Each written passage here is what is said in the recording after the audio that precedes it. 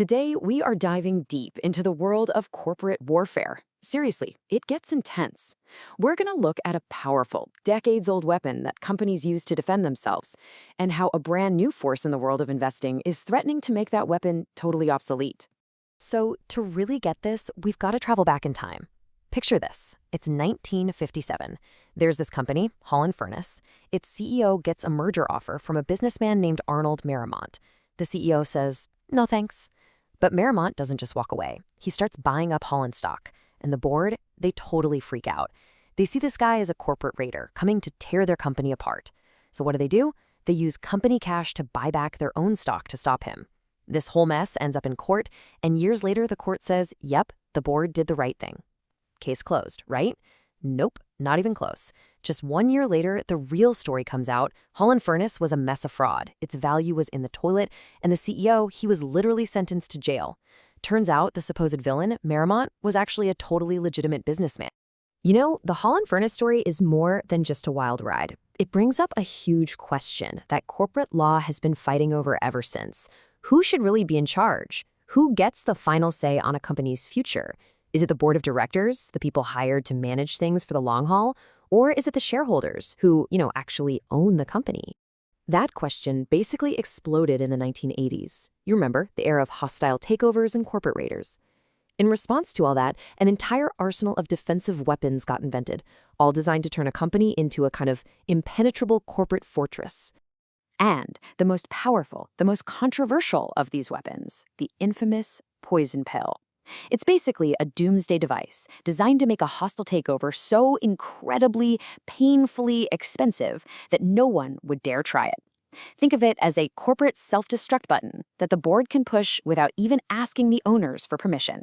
Okay, so how does this crazy thing actually work? Let's say some unwanted company, a raider, buys up, say, 15% of your company's stock. Boom, that's the trigger. The poison pill activates. Suddenly, every other shareholder gets the right to buy brand new shares at a huge discount, like half price. So they all buy these cheap shares, flooding the market. And just like that, the raider's original 15% stake gets watered down so much it might become, say, 8%. Their takeover attempt is now financially toast. Now, you combine that poison pill with another defense, a staggered board. All this means is that you only elect a third of the board each year. So even if a raider gets shareholders on their side, it would take them at least 2, maybe 3 years to get control of the board. A poison pill plus a staggered board. That creates what's called a just say no defense. It's like a castle with a moat and a dragon. Almost nothing can get through. So, as you can probably imagine, having these incredibly powerful tools out there kicked off a massive legal and philosophical war that's been raging for decades. It's really a fight for the very soul of what a corporation is supposed to be. So the debate really boils down to 2 camps. In one corner, you have shareholder primacy. The argument is super simple. Shareholders are the owners, their money is at risk, so they should get to decide. From this point of view, all these takeover defenses are just ways for bad managers to protect their jobs. But in the other corner, you have director primacy. This side says, look, directors are the experts. They're hired to guide the company for the long term, and they need these tools to fight off short-sighted raiders who just want to make a quick buck. For years and years, this whole debate was basically a stalemate. The courts went back and forth, professors argued, but nothing really changed. And then, a totally new player entered the game. Something that had nothing to do with corporate law, but that would completely change the rules. And that new player is ESG. It stands for Environmental, Social, and Governance. Basically, it's a whole framework that investors use to grade a company on things like its carbon footprint, how it treats its workers, and this is the really key part for our story, its corporate governance. And listen, this is not some small, niche, feel-good trend. We are talking about over $35 trillion in assets that are being managed with ESG in mind. That is a massive, massive wave of money that no company on Earth can afford to ignore. So why this absolute explosion in ESG investing? Well, it's not just about ethics anymore. The research is pretty clear. Hundreds of studies have shown a real connection between companies that score high on ESG and companies that have strong long-term financial performance. It turns out that good ESG is just good business.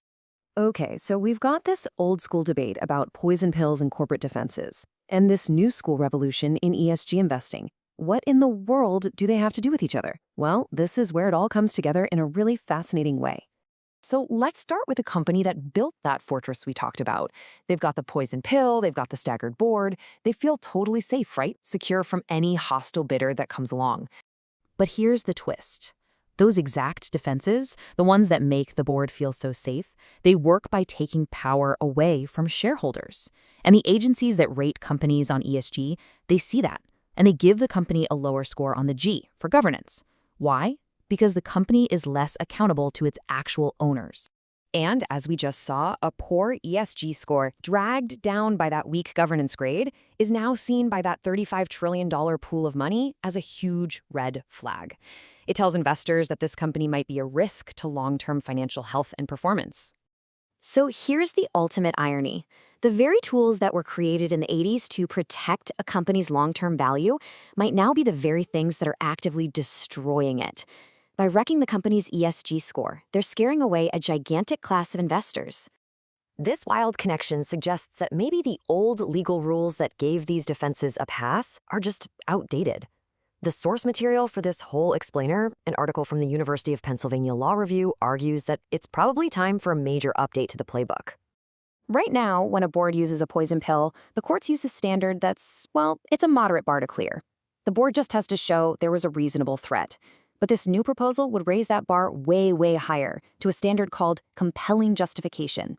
This would force the board to prove they have an overwhelmingly good reason for using the defense, a reason so powerful that it outweighs all the damage it does to the company's ESG score and therefore its long-term value.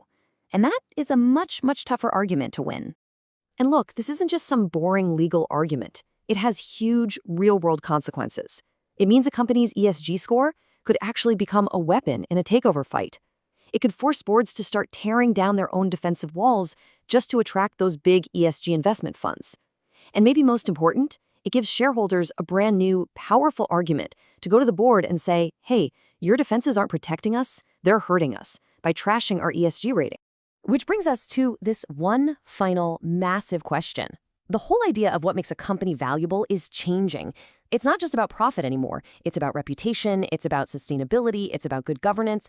So in this new world, can a board of directors ever really justify building a fortress if the very act of building it poisons the ground it's built on?